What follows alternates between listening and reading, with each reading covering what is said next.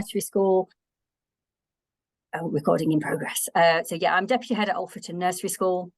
Been here for 26 years, so that's just too long, but it actually isn't. It's amazing. So I think as we go through this presentation, hopefully it will just be an affirmation, a really strong affirmation of everything that everybody's doing.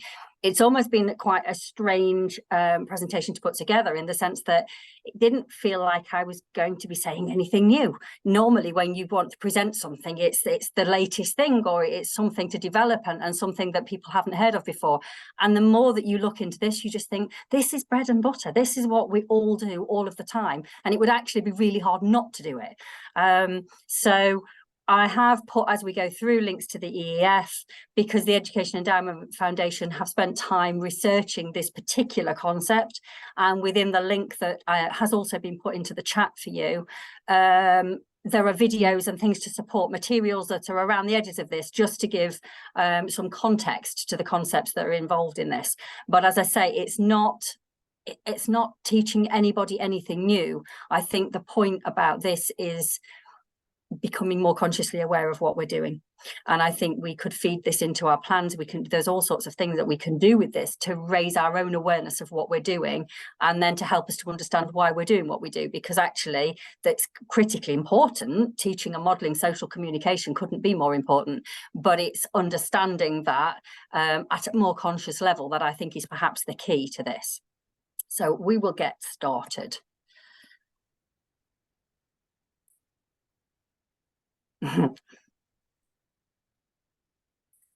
Okay, it's not moving on. Thank you, Emma. So here we go. Teaching and modelling social communication at Alfreton Nursery School, but I assure you where you are too. So the Education Endowment Foundation have done a lot of research on this and many other aspects of PSED, and also communication and language, and other areas that we will, as a Stronger Practice, will be looking at in the future. But for now, we've focused ourselves in on this critical element of PSED, and clearly it links to communication and language as well. And knowing why we're doing what we're doing is obviously to support our children to be able to communicate and build those relationships much more effectively. So there are 7 focus points within this, 7 elements that the Education Endowment Foundation have focused on, and that we will just slowly work our way through during this presentation. And it's about that level of inclusion. For us, when we looked at this in depth, it became really, really clear that actually this is about how we model communication for every single child in our environment, and to support every single child to communicate back with us and also with their peers, regardless of what level of communication they may be employing. It may be facial expression, it may be gesture, it may be language, it may be sign language, it may be a great many different things. But to be able to model it and then teach it explicitly as well is the key to developing this. And obviously, you know, as you can see there, just with one of our brilliant nursery nurses, it's that sense of connecting with that child and being able to be at their level and be able to empathise with what is going on in that moment for that child. So the first focus point, if you like, for the teaching and modelling of social communication from an EEF perspective is that key sense of being able to wait. And I think for us, waiting can actually sometimes be quite hard, because we're always in a rush and there's always something to do and we need to move on, and we've got such a lot of lovely, exciting things to get through. And for us to take that time to observe children is really critically important, and to not always be at the centre of the play, sometimes to actually be more in an observational role. To not, and we're working on this a lot at the moment, to not fill those silence gaps, to allow the children to actually fill that for themselves. But the minute that there's a little bit of a silence, there can sometimes be a compulsion to fill it. So being able to observe more and not always be leading. And I know that one of the concepts that we work with quite a lot in school is the idea that You may want to be sage on the stage or guide on the side. And they're concepts that sort of come through from philosophy for children, which I'll talk a little bit more about later. But that sort of, am I going to be sage on the stage today? Do I want to own this? Am I going to do explicit teaching? Am I delivering information? Or do I actually need to be more of a guide on the side and be around the edges of this and do more observation and more facilitation rather than actually instructing children as to what to do? So that weighting is a critical part of that. And the more that we can model weighting, the more we can encourage the children to understand the value of that weighting too. And that weighting can be as simple as the turn-taking concept. You know, I mean, children find it really hard, don't they, little ones, to wait their turn. They want to be first and they want to be in control of their environment. So enabling children to wait is really important. And of course, we can all do that through the turn-taking games, but also to be able to just set up activities and experiences like the one in the photograph, where children are going to have to manage that turn taking for themselves, but without necessarily the rules that go with it in terms of, you know, we're going clockwise around the circle, it's your turn, then it's your turn, then it's your turn. Actually, they're going to have to negotiate that turn taking for themselves, but actually that is a critical skill that children need to be supported to develop.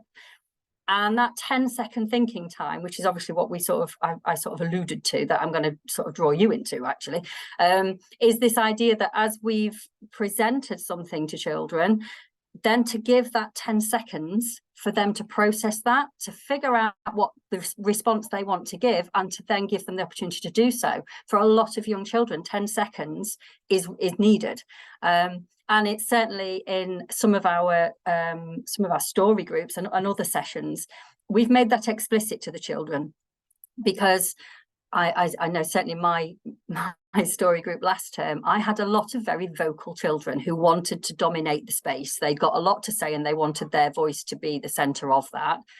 So I sort of explained to them that actually, if I ask Sophie a question, nobody else apart from Sophie is going to, I'm not going to hear anybody else's voice for 10 seconds, because Sophie has the right to have 10 seconds to listen to my question, to think about my question, and to respond to my question. And I won't want anybody else in the middle of that.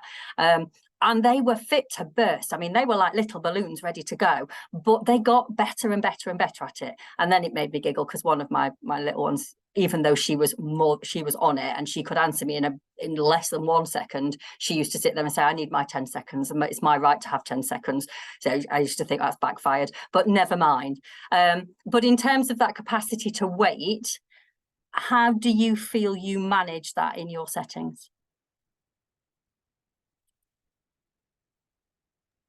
Like you were just saying, story time, I've got a couple of very, very vocal children who really want to. And so I tried, you know, using sitting, waiting, looking. And then I had to be really direct and sort of say, lips closed. Unless I say your name, your lips have to be closed. Because what they would do is they would be saying, I am. Do you know what I mean? And so then it would sort of defeated the object. So for us, you know, that's one of our key waiting times. We do a lot of staff training on owling. So, and I know it's very hard sometimes for staff to remember to sort of think, right, okay, I have to wait. And I said to staff, it can feel painful to sit and wait for that length of time, but they do it. And it's just about sort of being mindful and sort of using those non-verbal cues for our children. Absolutely. Yeah, really good points. How about you, Carol? We use the Elkland checklist a lot. So our peer observations for staff, we use the Elkland. So that has the 10 seconds in. And we model, when we, you know, you ask the question, we model the thinking face, you know, that, I wonder. And you almost kind of do the thinking. And then you get the children, when you've asked the question, doing the same face. So even if they're not actually processing at that point, they're starting to understand that there's this time where something's happening in here. And even the toddlers, I mean, we take them from 3 months, so you know, even our toddlers, our 2-year-olds, will sit there and put the face on them, and give it those noises. So that idea of something's happening internally is kind of built in from quite a young age. Even in the baby room, we don't, I mean, it doesn't take the 10 seconds because you lose the focus, but you still give that processing time in the baby room and put the face on, and then, you know, before you come in with your next one. So the Elkland checklist has been really helpful with staff. Yeah. Get them in their peer observations. That is often one that comes up as the staff's next step, is to get better at giving that processing time. Definitely. I do think that is a key. I think educators generally, we're sort of designed to fill gaps. We can't help it. So I do, it's something that we're all, I don't think there's many settings that wouldn't say, yeah, got to look at that. Yeah, you know, we do have to stay very consciously aware of ourselves in those situations. But yeah, it's great to hear different strategies, because I think we've all got our own approaches, but actually it's nice to hear what other people are up to. Yeah, that's great. Thank you. So the second element is your body positioning, which I think, honestly, we just do this without even knowing we're doing it.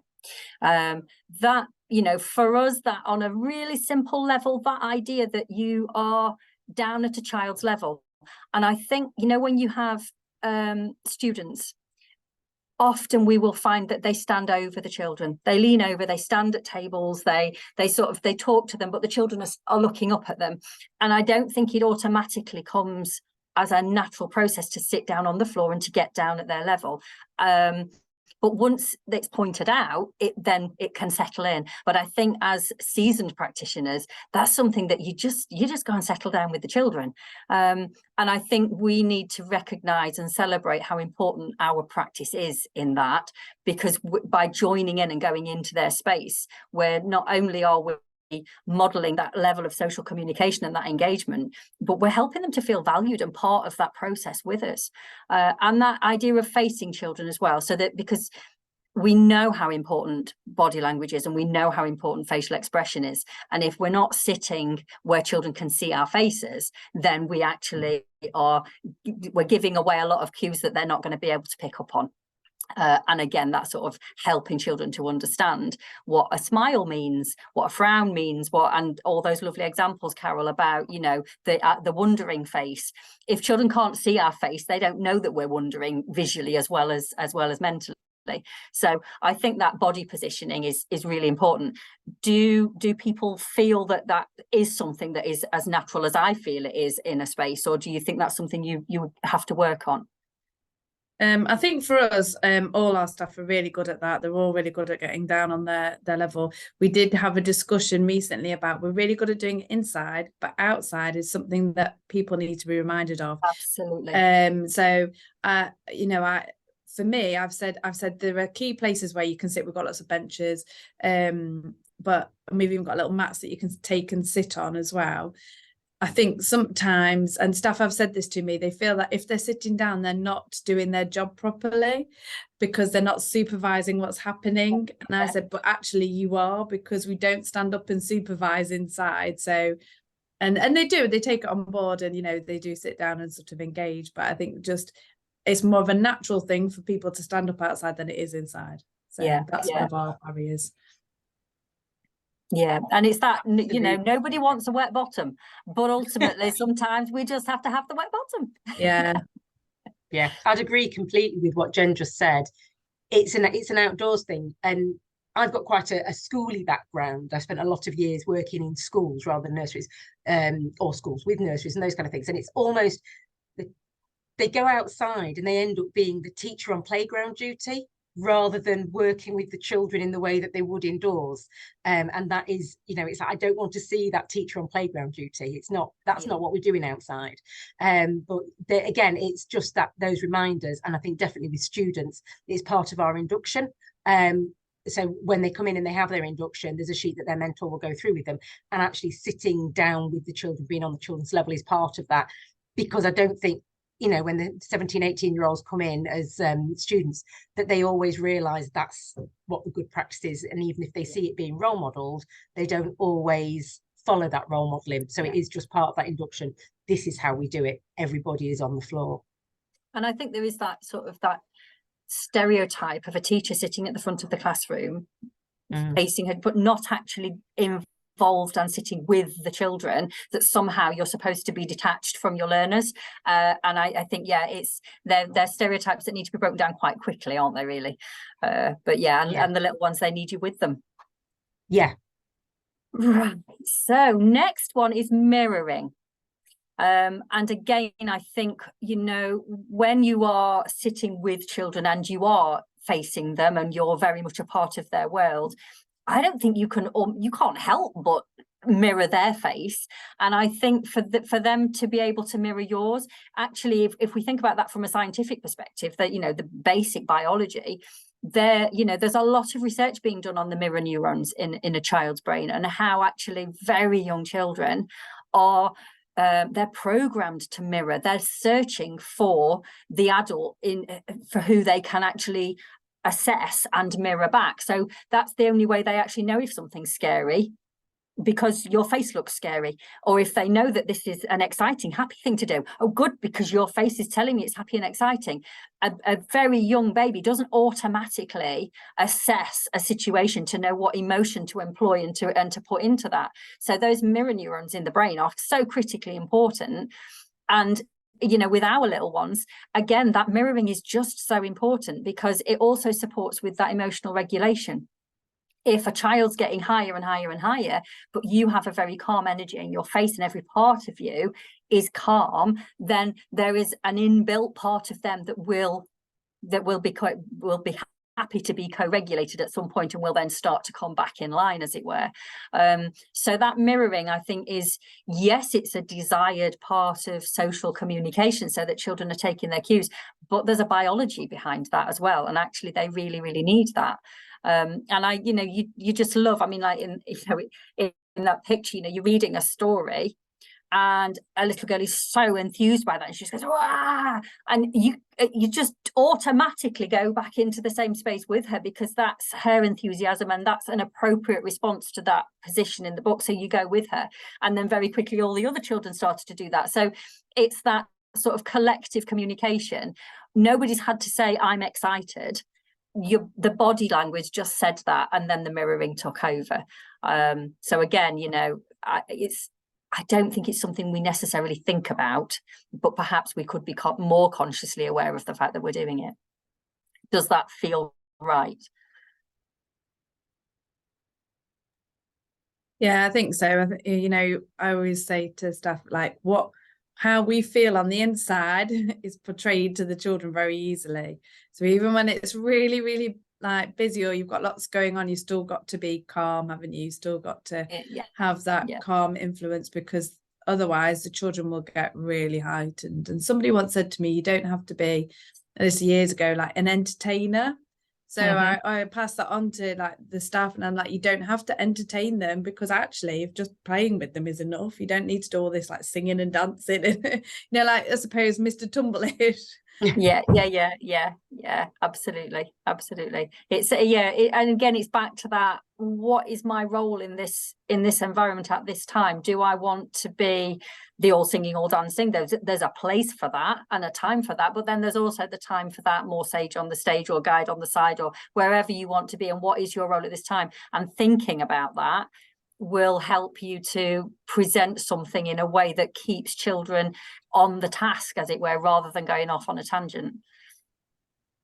We've got a child at the moment who's really struggling with self-regulation, even co-regulation with staff members supporting.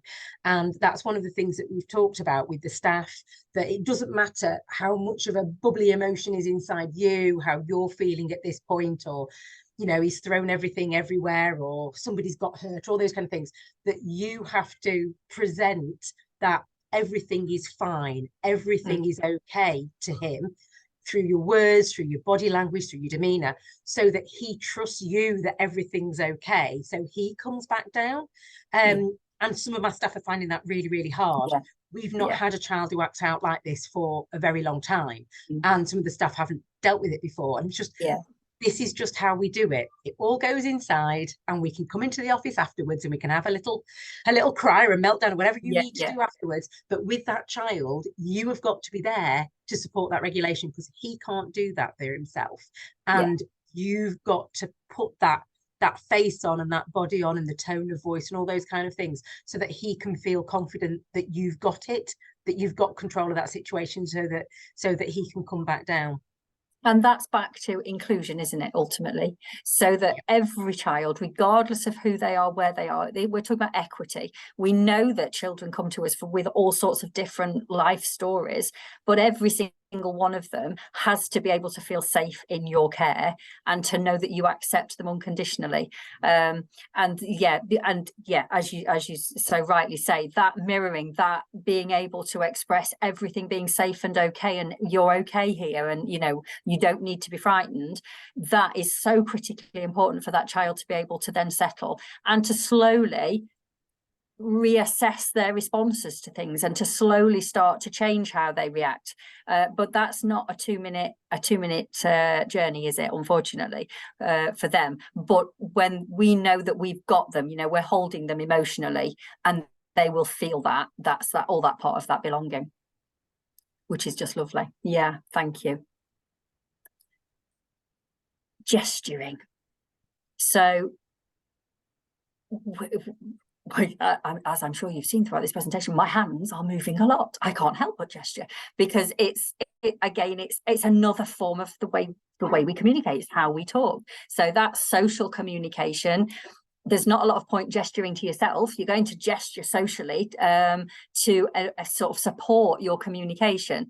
For some children who are non-verbal, gesturing is critically important. And for those children and for adults who are verbal, then gesturing can support that around the edges and enable children to unpick what you're saying, especially if that sort of processing and understanding might not always be enabling them to understand language perfectly. But on a really basic emotional level, that sense of holding your hands out and your arms out to offer somebody nurture and comfort when there is a problem, there's nothing more powerful. I mean, we as adults know that when we've had a really bad day, if somebody just offers comfort, it's hugely important. You know, you walk home and maybe it's your children who just run up and give you a hug, or whatever it is. It actually is incredibly powerful. So that gesturing is really, really critical. And even on a basic level of just pointing to what you need, you know, again, one of our nursery nurses, absolutely brilliant at baking, but she'll say, I need an egg, but she'll point to the egg at the same time as saying, I need an egg. And, you know, again, you know, another one of our nursery nurses who is brilliant at teaching bike riding, for example, she'll say, right, you know, take your legs. She's moving her body at the same time to show about taking your feet off the ground and put your hands on the handlebars, and she's doing this with her hands. So all of that sort of gesturing is taking place constantly. But when you build that in with mirroring, when you build that in with body positioning, when you build that in with all those different elements, it forms this beautiful jigsaw of how we communicate and how we're teaching children to communicate. And because at our age, we're doing this all the time without thinking about it, doesn't mean that at 3, they've got any understanding of how to tie all of that together. And that's what we're doing, really. So again, you know, that signing to communicate an activity. So when we're signing, right, it's music time now. So we'll be using the Makaton to help with that. Or, you know, come on, let's build a kennel for the dog.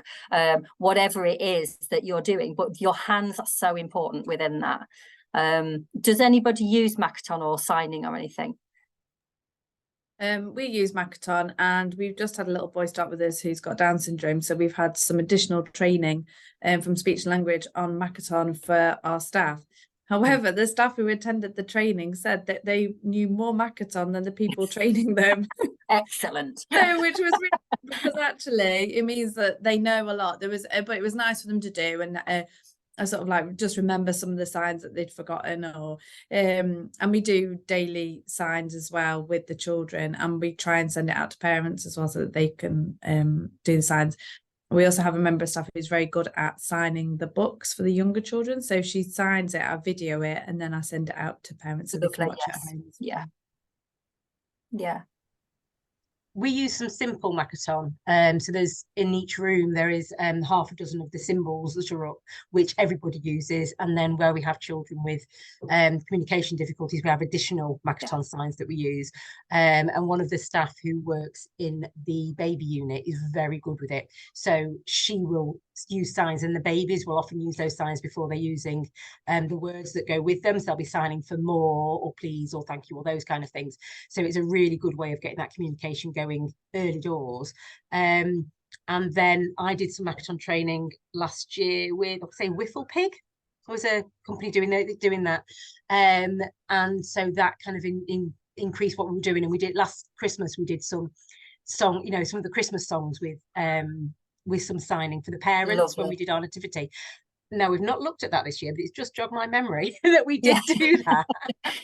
So I'm like, okay, I've got a couple of weeks before the nativity.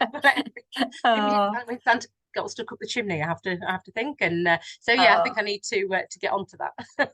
That's good, but that's great, isn't it? Because it's sometimes we do just that bit of thinking back. You go, oh, hold on a minute. I used to do that.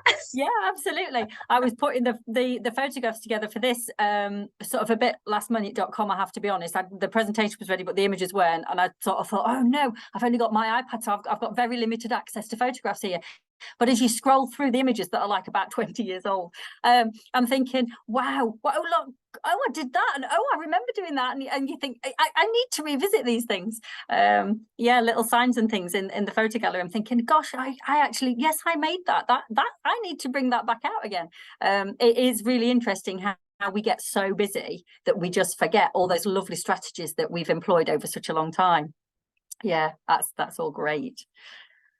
Next one. So providing opportunities to consider appropriate non-verbal communication.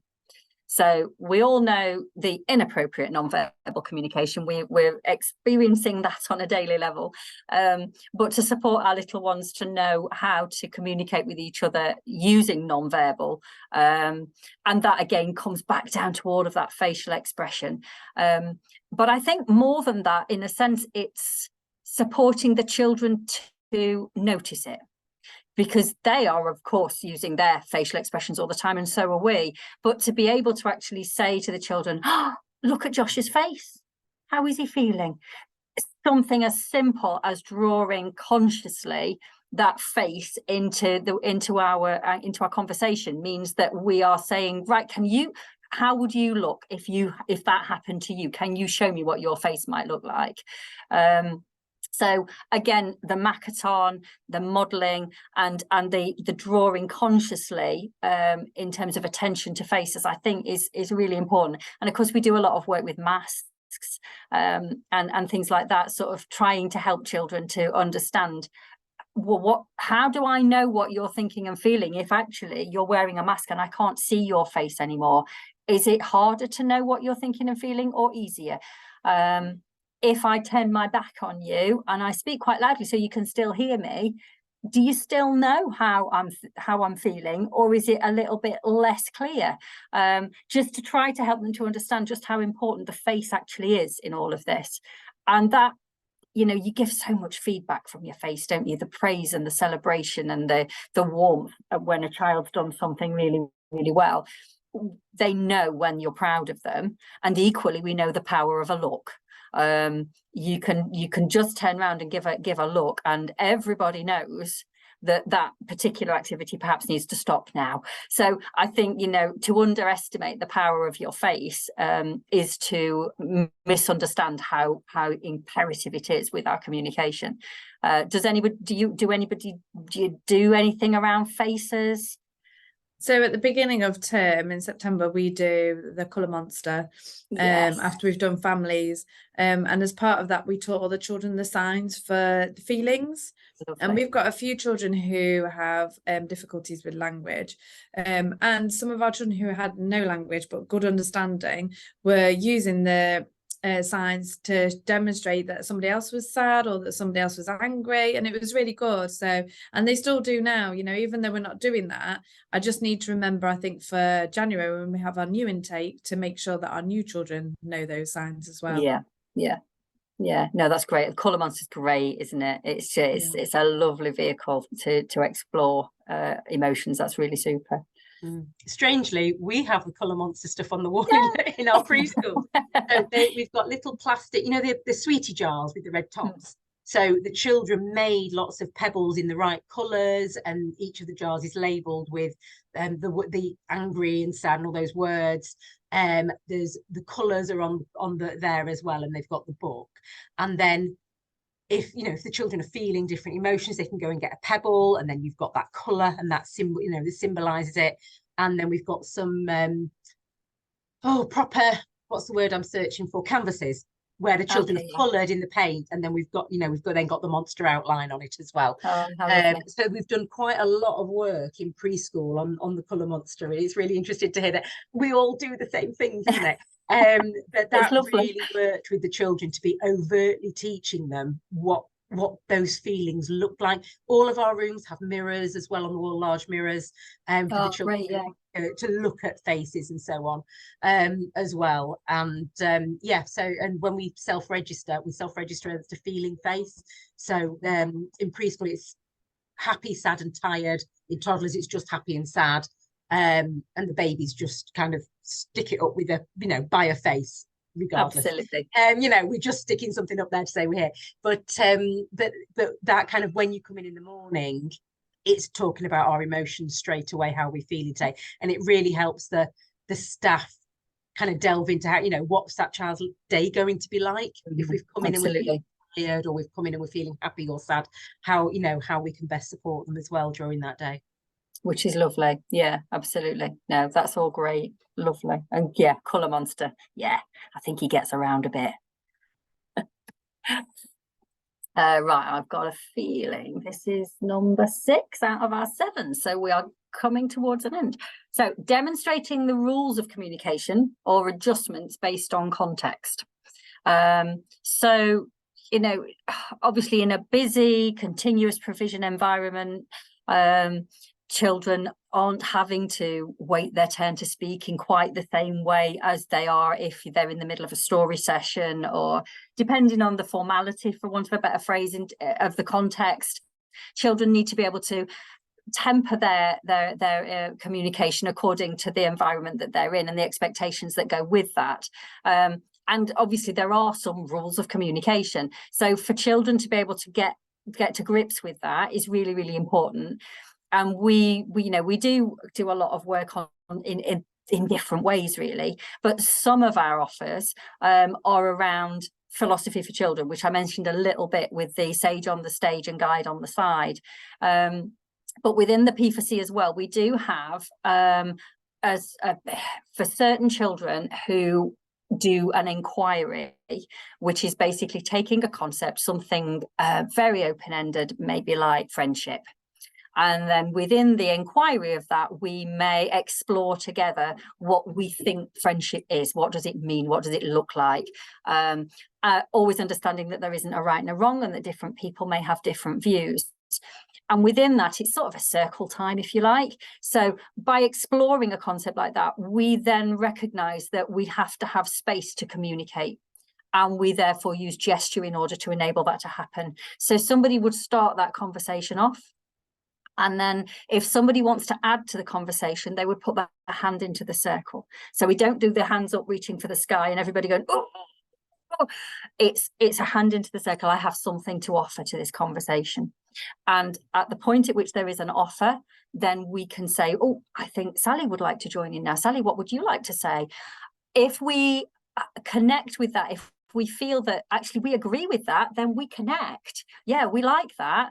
And equally, if actually I don't agree with that, that's absolutely fine too. And the children can just go, I don't agree with that.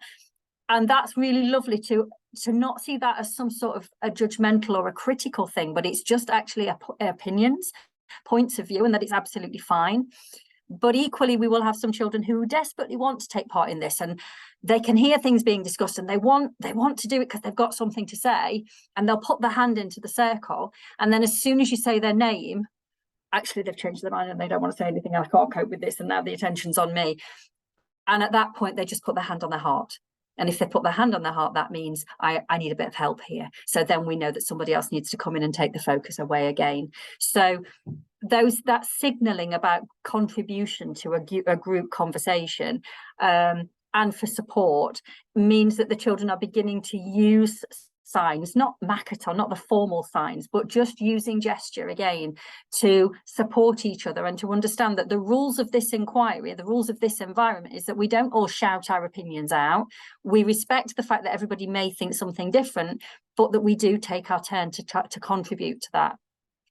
And again, in story sessions and different things, we will look at it's my turn to talk now, so you need to stop, and in a moment I will invite you because it will be your turn, and then it may be our turn, and that's the point at which we can do our talking partners and we can all take part together and share our opinions.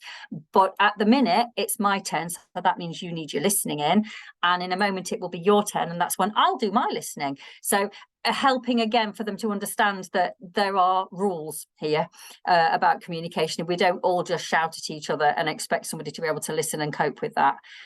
And in the image, we've got the caring, the creative, the critical, and the collaborative, because they're the 4 C's that underpin philosophy for children, and they underpin a lot of the work that we do, and it embeds across our curriculum for all aspects of learning. So the children understand the need to be collaborative and caring, and to engage creative and critical thinking when they're engaged in any learning or interactions in school. And there is a little sign that goes with each of those. So again, they're the rules of engagement, if you like, within school. So do you work explicitly with rules of communication in that way, or is it much more subtle? I think for us, obviously, during group time, it's a lot more structured, it's a lot more easy. We do my turn, our turn, your turn.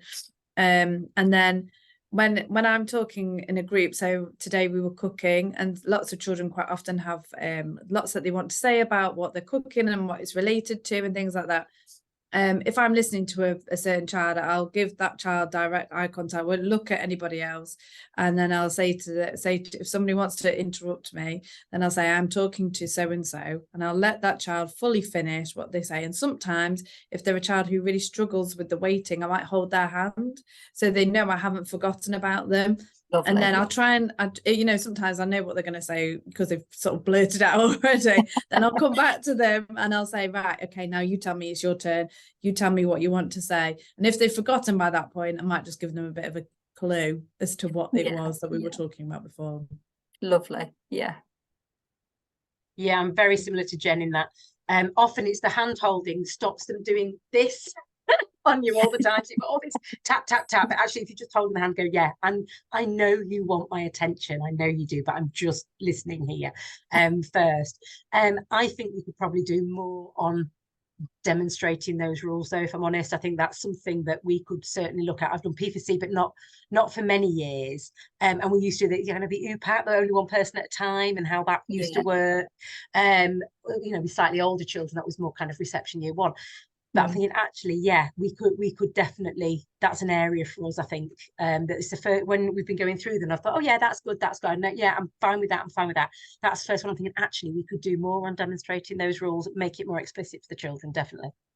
Yeah, and I think the thing is, you make it your own, don't you? You look at a system or a pedagogy and you go, actually, all of that, no, but I'll have that bit and that bit. And you cherry pick the bit that you know is going to work for you in your setting. So yeah, I think we all do it. We've all got such a lot of common ground, but then equally we've all got a little bit of something else that makes us individual. This is the last one.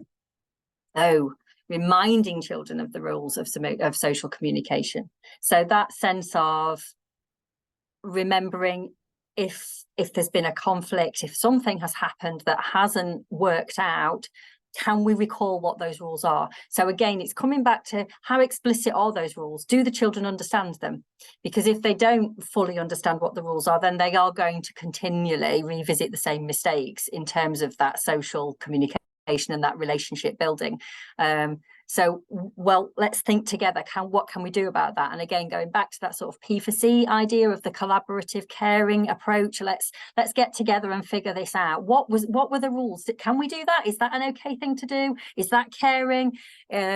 All of that, the language that comes with reflection on behaviour and supporting children with confrontation and conflict. That all of that conflict resolution stuff that we do all the time, but it's rooted in that understanding social rules, what is okay and what isn't okay.